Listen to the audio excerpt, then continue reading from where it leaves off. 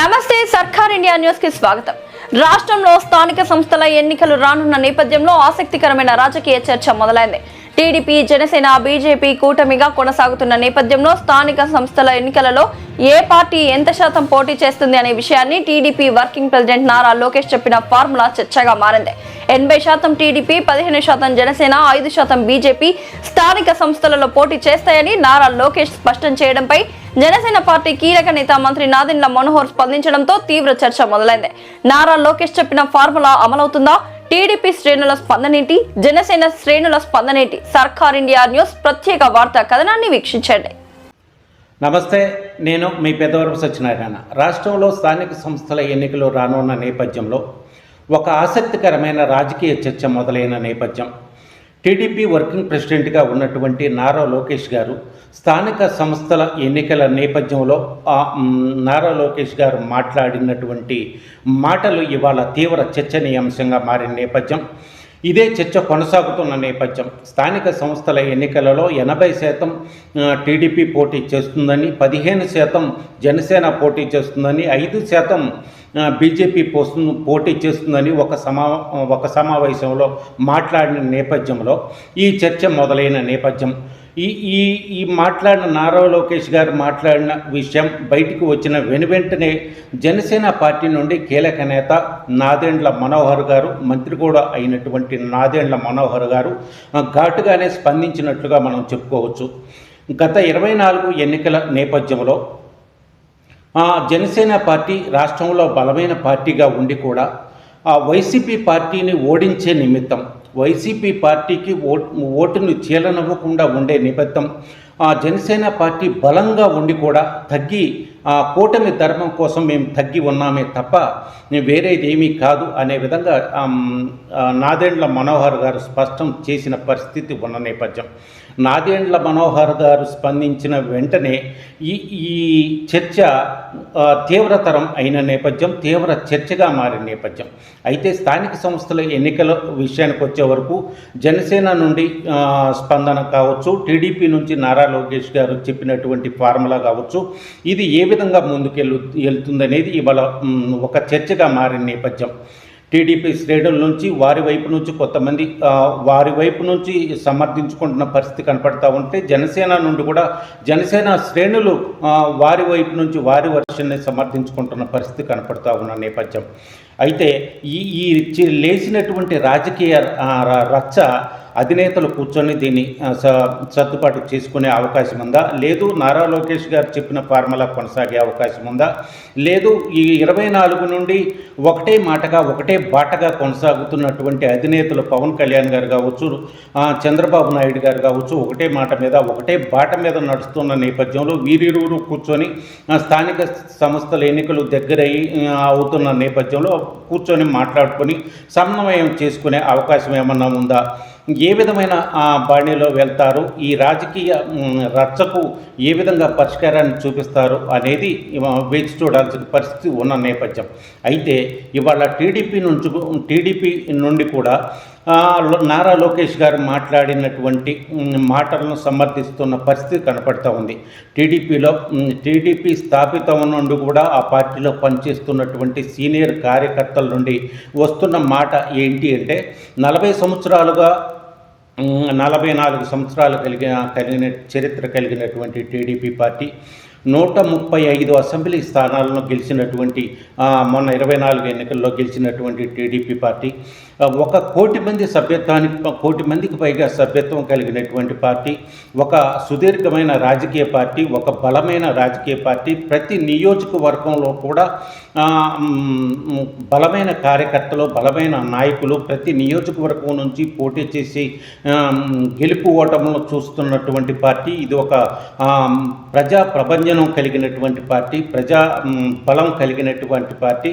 ఈ పార్టీ ఉండటం ద్వారానే 24 ఎన్నికల్లో జనసేన పార్టీకి 21 చోట్ల పోటీ చేసిన, టీడీపీ బలంతోనే 21 చోట్ల గెలుపొందింది అనే విధంగా మాట్లాడుతున్న నేపథ్యం. మా టీడీపీ బలంతోనే 21 అసెంబ్లీలో గెలిచిన పరిస్థితి, 21 స్థానాల్లో గెలిచిన పరిస్థితి టీడీపీ బలంతోనే జనసేనకు అది సాధ్యమైంది, బీజేపీకి అదేవిధంగా సాధ్యమైంది. టీడీపీ అంత బలమైన పార్టీగా ఉండటం వల్ల ఇది సాధ్యపడింది. నారా లోకేష్ గారు చెప్పినటువంటి 80-15-5 అనేది ఫార్ములా సమంజసంగానే ఉంది అనే విధంగా టీడీపీ శ్రేణులు మాట్లాడుతున్న పరిస్థితి కనపడుతున్న నేపథ్యం. అయితే జనసేన నుండి కూడా తీవ్రమైన ప్రతిఘటన అనే విధంగా కనపడుతున్న నేపథ్యం. జనసేన కార్యకర్తల మనోభావాలు ఇవాళ బయటపడుతున్న నేపథ్యం. వారు కూడా 24 ఎన్నికల విషయానికి వచ్చే వరకు మా అధినేత తీసుకున్న నిర్ణయానికి, మా అధినేత వేసినటువంటి బాటలకు మేము కట్టుబడి ఉన్నాం.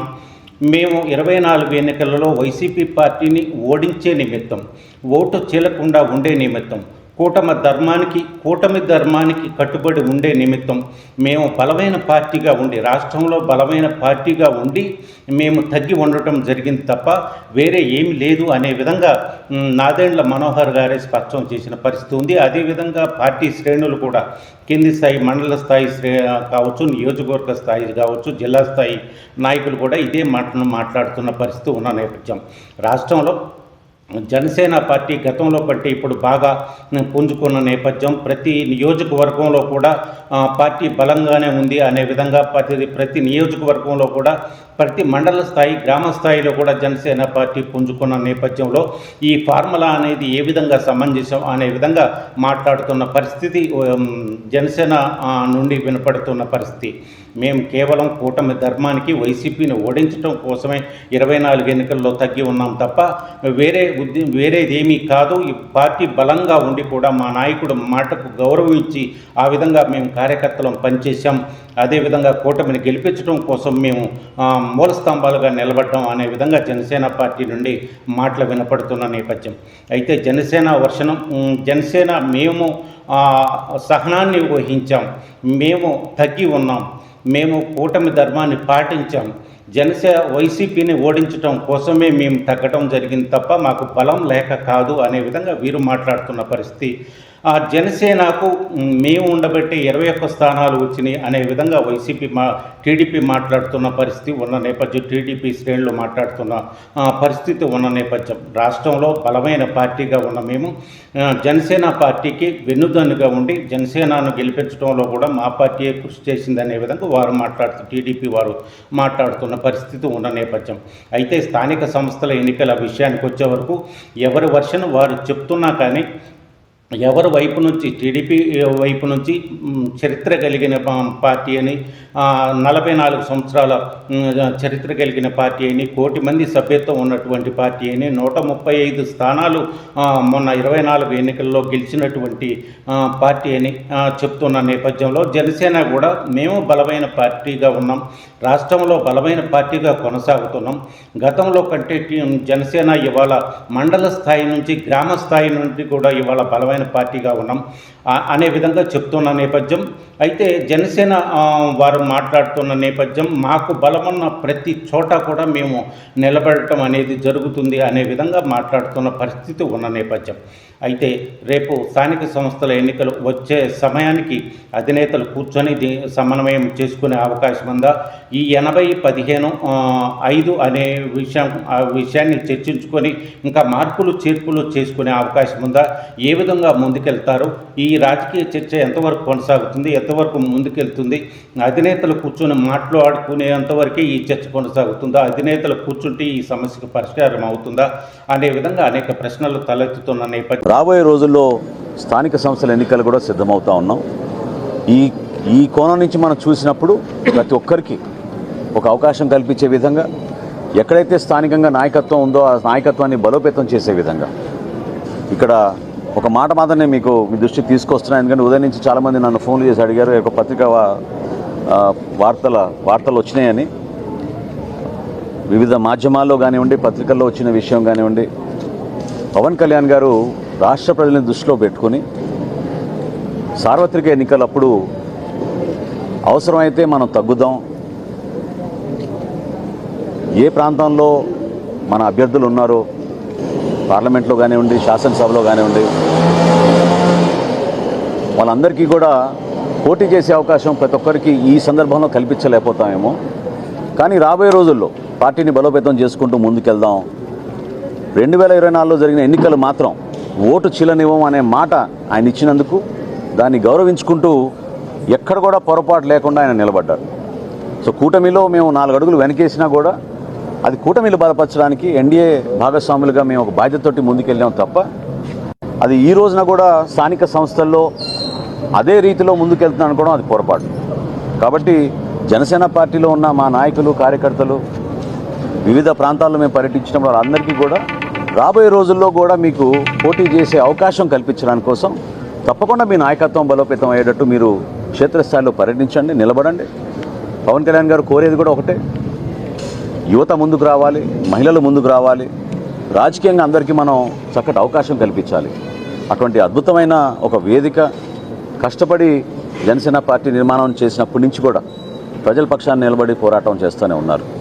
కాబట్టి అప్పుడు వర్తించిన ఫార్ములా ఈరోజు కూడా వర్తిస్తుందనే వార్త ఈరోజు వచ్చింది. అది కరెక్ట్ కాదు.